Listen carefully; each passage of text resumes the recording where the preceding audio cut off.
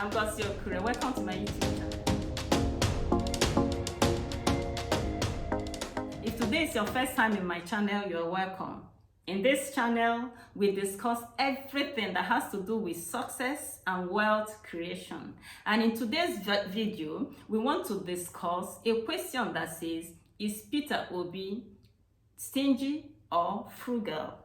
Is Peter Obi stingy or frugal? And if you don't know who Peter Obi is, I suggest that you Google his name, because I want this video to be short, right? I would have explained. Thank you. Okay, so is Peter Obi stingy or frugal? Now, because my channel is on wealth creation and success, the words stingy and frugal are financial words. So I have more than a surface value understanding of those words. Okay, so and I will want to explain. Now, a stingy person is someone who doesn't like to spend money. A stingy person does not like to spend money. He is someone who is unwilling to share what he has with others. A frugal person, on the other hand, is someone who doesn't like to waste money. A frugal person does not like to waste money. And because he does not like to waste money, he compares prices of things before he buys them. He doesn't buy things that are in vogue because he knows that most times those things are inflated. Their prices are inflated. Now, frugal people usually do not buy designer labels. They do not pay for things based on the labels they carry. They pay for things based on their worth, based on their value. Now, the average frugal person understands that his self-worth is not tied to what he wears or what he drives. So he makes the best decision when he wants to buy things, right?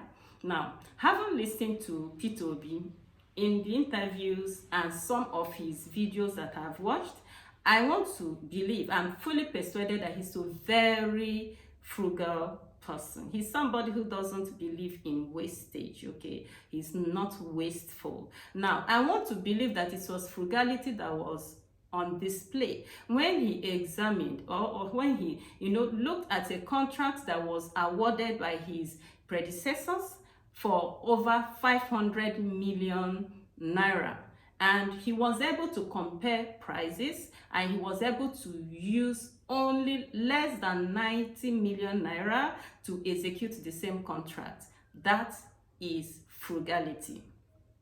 I believe also that it was frugality on display. It was frugality at play when he went to, to US, and and he needed to buy a suit. He needed to wear a suit to attend an event, and his host took him to a shop, and he saw a designer suit that was $3,800. He walked out of that shop, entered another shop, and got himself a decent suit for less than $300. That is frugality. Remember what I said, that a frugal person does not like to waste money. It doesn't waste resources. Now, according to Catherine Pulsifer, being frugal does not mean being cheap. It means being economical and avoiding waste, okay?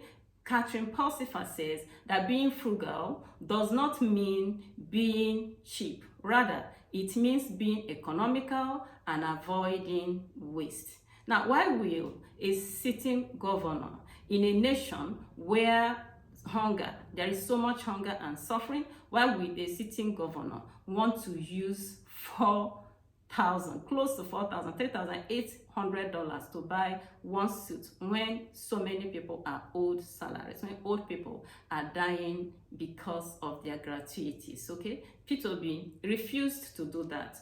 He was economical. That was why he was able to pay all staff salaries, paid all gratuities. He invested in human capital development. All the secondary schools in his state got attention from him. He was able to build rural roads, and when he was leaving office, he left billions of naira in the state treasury. Okay, now it was Confucius that says, he who will not economize will agonize. Yes, Confucius says that a person who will not economize will agonize. Now, because a lot of our elected government officials are not economical, because they are not economizing, that's why there is so much agony in the state. There are so many people who have children to feed, who have children to pay fees for, and they've not earned salaries for upward of 1 year. Okay, what else is agony apart from that? So there are so many people who are not receiving gratuities, so many amenities that are not receiving attention because people are not economizing.